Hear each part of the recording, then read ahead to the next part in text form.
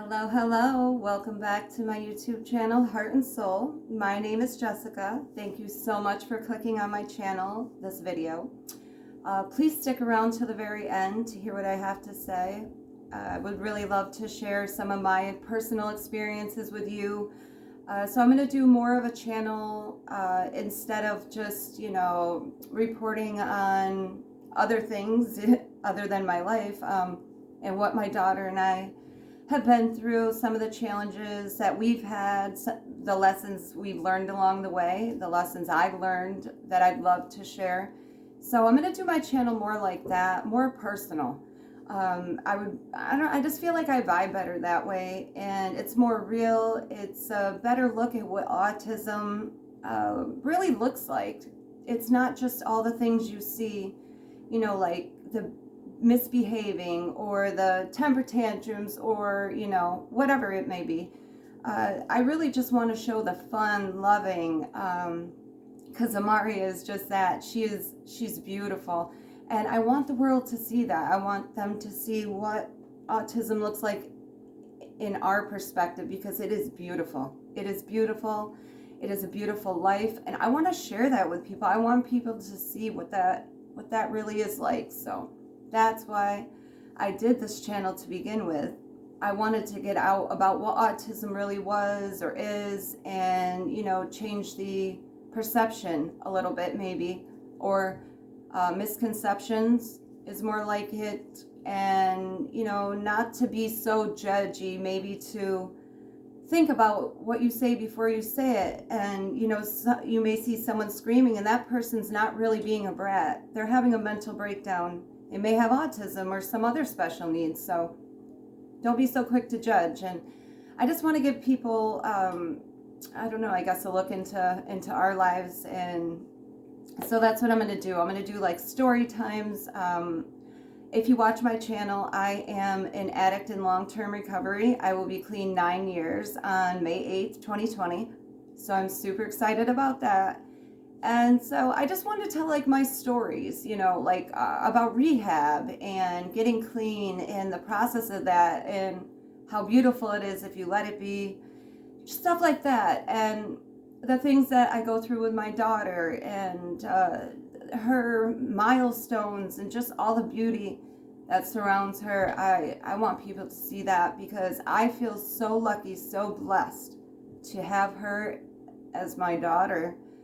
And I feel like other people need to, I don't know, I can't explain it, but it's, you'll know it when you see it. So she's fun, she's loving, and an infectious laugh. And I don't know, I can't explain it, but like I said, you'll see it. And I'm going to be putting out videos with her. I know people can be super judgmental, but you know what? There's always going to be judgment, no matter what you do, where you go, who you are, who you're with. So I said, you know what? That doesn't even matter to us.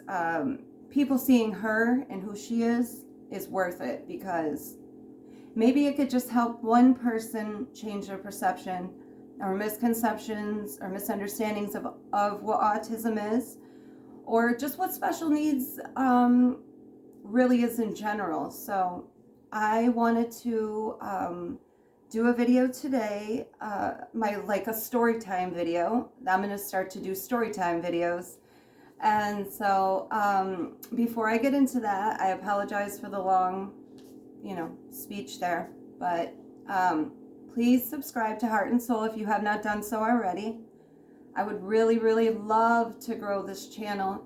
It's going slowly, but it's going. So I'm just looking forward to hopefully what's to come, and if I can figure out how to get stuff out there, I'll probably be better off. So, but okay. So please like this video if you like it. Please share it if you find it shareable, and comment anything below that you want me to know about your personal experiences, or anything you want to know further about mine. Today I want to do a video about my first day in rehab. It was a beautiful day, a very sad day, both happy and sad. I knew that I was gonna change my life there, and I was so excited about it. I am a former addict. I was addicted to pain medication, very much so, had a lot of surgeries. Growing up as a child and as an adult, I've just always had a lot of issues like with that kind of stuff. So I've always taken pain medication. And I took it fine for years and years. I would say when I was about 27, it got easier and easier to take more and more. Let me just put it like that. And with my daughter having autism, she didn't have epilepsy at the time. She wasn't diagnosed with epilepsy until she was 19. She'll be 22, but so it was, just the autism we were dealing with, the behavioral issues, that stuff. So it was easier for me to take an extra pain pill and feel numb than it was to feel sad, feel frustrated, deal with any of my problems, any of my emotions. I covered it up. And I covered it up for years. When I was 33, I got clean, and something told me, listen, if you take one more pill, you're going to die. You're going to leave behind the person you love the most in this world, that needs you the most, that you love the most. And I was like, you know what? I don't know, whatever that voice was, I stopped. I quit cold turkey. That was it. I was clean for a couple of weeks actually before I went to rehab. I did take 2 pills the morning I went to rehab because I knew I was never going to take them again. I was really scared. And I went though, and this voice said, if you do not get clean, you're going to die. You're going to die. And I heard it clearly, and I took it seriously. It took me 3 weeks to be able to get into rehab. There was just no space. There's no space available. So luckily I didn't go the opposite way and go crazy, and like binge on pills until I got in. I was like, this is it. So I was actually clean before I went in for a couple of weeks, like I said, but I did take those 2 pills that morning on the way in. My uncle took me in. He dropped me off. My mom took care of my daughter for the 28 days. I was so grateful for. I went in there, and it was so hard to say goodbye, but I knew at least it wasn't a final goodbye, because if I kept taking pills, I would have died. And then I would have never been here. 28 days was nothing. 28 days was nothing to get my life back, to get my daughter the mother she needs and has always deserved. So my uncle dropped me off. I was terrified. And I got on the elevator, and I went up, and those doors opened, and I got out on the floor, and I was just looking around. I had my bags with me, and I was just looking because the hall went like straight down, and then it went to your right with a nurse's station right here. And so I was just like, oh man. And of course I was scared. I didn't know anybody. I was dealing with my addiction and what I know are going to be deep-seated issues from here on out, and without drugs of any kind to help me get through it, just like raw emotion. And I was ready for it. I was excited I was ready to feel that, I think, to feel emotion, to feel pain, sadness, anything, to feel anything. And trust me, I did. I was sobbing when I went in there. And when I got up to the nurse's station, a girl came out of nowhere, and she was like, you know what? You're going to room with me. So from then on in, I had a roommate who was super cool. There was a super hot guy sitting here over in this area.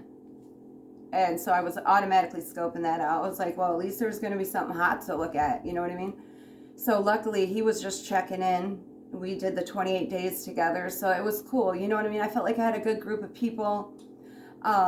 So I went into my room. I put my stuff away. My roomie was showing me around, and, we were kind of talking about our stories and stuff like that, just bonding. And it was awesome. I mean, I was so excited to be there, and I knew it was going to be everything. I was ready to change my life. I went there to change my life. Throughout time, you find out that, most people aren't there because they want to be. They're there because they have to be. And that is the difference between getting clean and staying clean, and getting clean for rehab stay, you know what I mean? And then you get right back out and you use even harder, and it's even more harmful to your body because now your body's gotten clean. You kick those drugs out of your system, but you go back right out on that street and you hit up that same dose you were taking before you got clean. That's how people are overdosing. It's just like, you know, your brain picks up where you left off, you know, and trust me, I was up there. So it was just, it was great to feel like, you know, maybe for once everything was going to be okay. I, you know, was going to be able to get my life back from me and my daughter and my family. And so it was just beautiful. I was very thankful to be there. I had waited 3 weeks to be there, and it was awesome. Spent that night, and you know, first thing in the morning, you're up, you're getting breakfast, and you are getting ready for groups. It is a constant thing for groups and counseling, one-on-one, group counseling. It's a lot of really, a lot of activities to keep you, you know, engaged and to bare your soul and basically in your heart and mind and soul to try to wipe that slate clean, to, you know, get rid of the demons and really deal with why you started doing drugs in the first place. Usually, you know, it's for all, there's millions of reasons. You know, you went through a lot in your life, traumas. For me, was covering up my sadness, my frustration, you know, my emotions. And that's for a lot of people. You drink to not feel, you drink to, you know, whatever your issues are, your pills, or, you know, people do, you know, all types of stuff. And it is a scary place to be. But when you want to get clean and you're not forced to get clean, it's everything. It's the only way. Somebody can tell you, go, court can order you, go to rehab, go to rehab. You're not going there because you want to get clean. You're going there because you have to, and now you feel super pissed, and you know, it's like you feel like everyone's against you. And a lot of times as an addict, you always feel like people are against you. Everyone's against you. Trust me, everyone's against you. No one wants to help you. In our minds, that's how we feel. We shun ourselves because drugs are all we relate to at that point, and somebody constantly telling you to leave the one thing that you feel like protects you, loves you unconditionally, you know, is always there for you, that's drugs. That's not your family members or the people that love you or your best friends. Those people are taken over, their place is taken, filled in with pills or liquor or whatever. And I was excited to get relationships back, and I knew I had a lot of work to do and a lot of people that wouldn't believe in me that I would have to definitely prove myself to, and I was ready to do, I was willing to do it.